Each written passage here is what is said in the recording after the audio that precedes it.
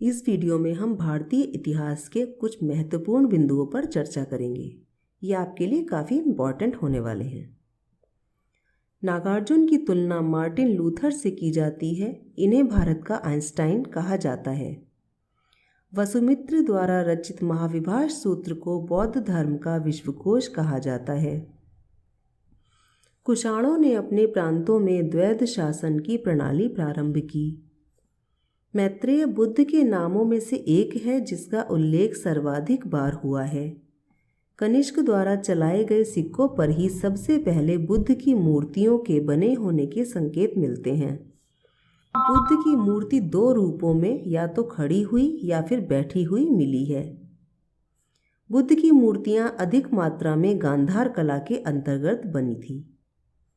मथुरा कला में सबसे कम मूर्तियां अवलोकितेश्वर बोधिसत्व की मिली हैं। कुषाणों ने गुप्त स्वर्ण मुद्रा की तुलना में अधिक शुद्ध स्वर्ण मुद्राएं जारी की। दैनिक लेन देन में कुषाण लोग तांबे की मुद्रा का प्रयोग करते थे। शतमान चांदी के बने सिक्के को कहते थे। काकिनी तांबे और रांगे से निर्मित सिक्के को कहते थे। कारशापण चार धातु सोना, चांदी, तांबे व सीसे से निर्मित सिक्के को कहते थे। सर्वप्रथम रोमन साम्राज्य के साथ व्यापारिक संबंध दक्षिण के तमिल राज्यों ने स्थापित किए। पतंजलि ने मथुरा में सटका नाम के वस्त्र के पाए जाने का उल्लेख किया है। भारत में प्राप्त अधिकांश रोमन स्वर्ण सिक्के रोमन सम्राट आगस्तस और साइबेरियस के समय के हैं। रोमनवासी भारतीय मसाले, रत्न, वस्त्र एवं पशु पक्षियों में तोता, मोर, लंगूर को पसंद करते थे। अरिका मेडु बंदरगाह को पेरिप्लस ऑफ द इरीथ्रियन सी में पेडोक नाम से संबोधित किया गया है।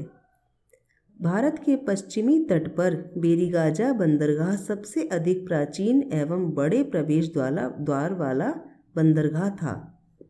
राजा रानी वर्ग लिच्छवी प्रकार की मुद्राएं गुप्त काल की प्रथम मुद्राएं हैं। गुप्त मुद्रा का जन्मदाता चंद्रगुप्त प्रथम को माना जाता है। समुद्रगुप्त के इलाहाबाद प्रशस्ति लेख का लेखक महादंड नायक ध्रुवभूति का पुत्र हरिशेन था, जो समुद्रगुप्त का संधि विग्रहिक कुमारमत्य एवं महादंड नायक था। समुद्रगुप्त ने अश्वमेधाहर्ता की उपाधि धारण की। समुद्रगुप्त द्वारा पराजित आर्यावर्त में 9 शासक एवं दक्षिणावर्त में 12 शासक थे। गुप्त साम्राज्य का सबसे बड़ा अधिकारी कुमारामात्य होता था।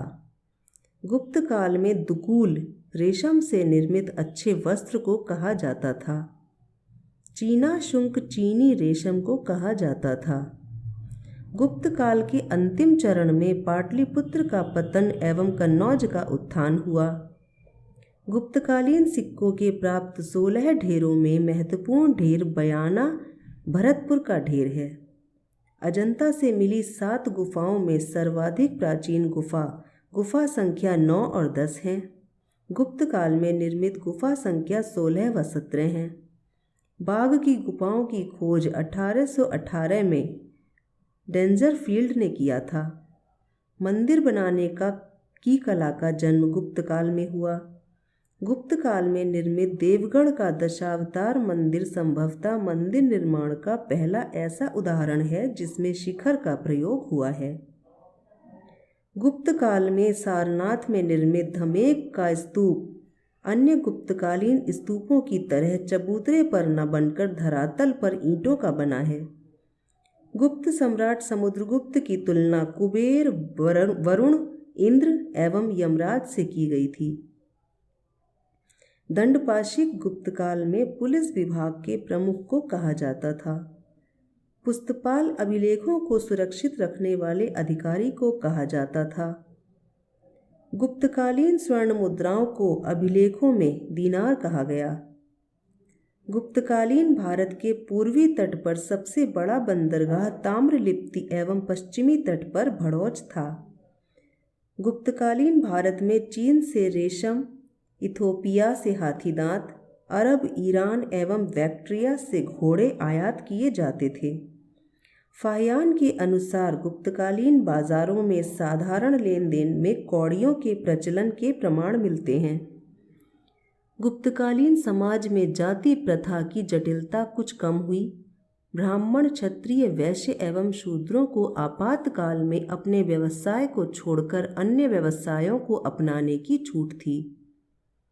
सती होने का प्रथम अभिलेखीय प्रमाण 510 ईस्वी के एरण अभिलेख से मिलता है। गुप्तकाल में शिव के अर्धनारीश्वर रूप की कल्पना करते हुए शिव एवं पार्वती की मूर्तियों का एक साथ निर्माण प्रारंभ हुआ।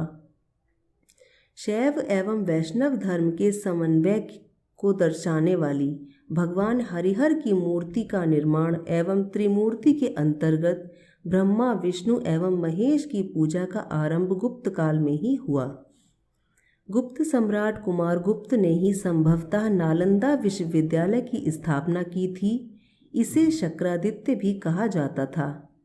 गुप्तकालीन मंदिर कला का सर्वोत्तम उदाहरण देवगढ़ का दशावतार मंदिर है।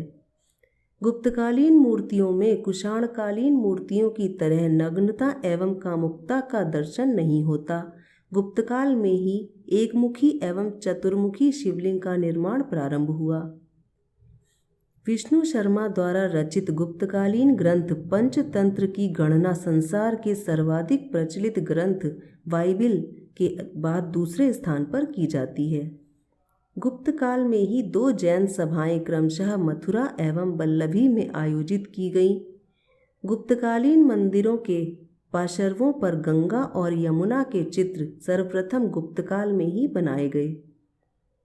कन्नौज पर अधिकार को लेकर हुए त्रिपक्षीय संघर्ष में भाग लेने वाली महत्वपूर्ण शक्तियां थीं गुर्जर प्रतिहार, राष्ट्रकूट एवं पाल। त्रिपक्षीय संघर्ष में अंतिम विजय गुर्जर प्रतिहारों की हुई। त्रिपक्षीय संघर्ष में भाग लेने वाली राष्ट्रकूट शक्ति दक्षिण की पहली ऐसी शक्ति थी जिसने उत्तर भारत पर आक्रमण करने का श्रेय प्राप्त किया। त्रिपक्षीय संघर्ष की वास्तविक पहल प्रतिहार नरेश वत्सराज ने की थी।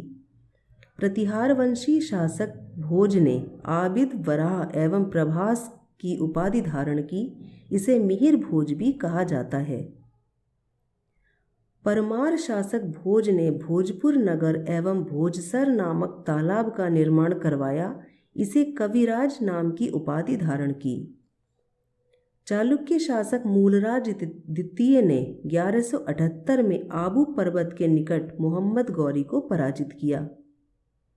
महमूद गजनवी ने ब्राह्मण शाही शासक जयपाल के समय में लगभग 1001 बार भारत पर आक्रमण किया था। महिपाल को पाल वंश का द्वितीय संस्थापक माना जाता है।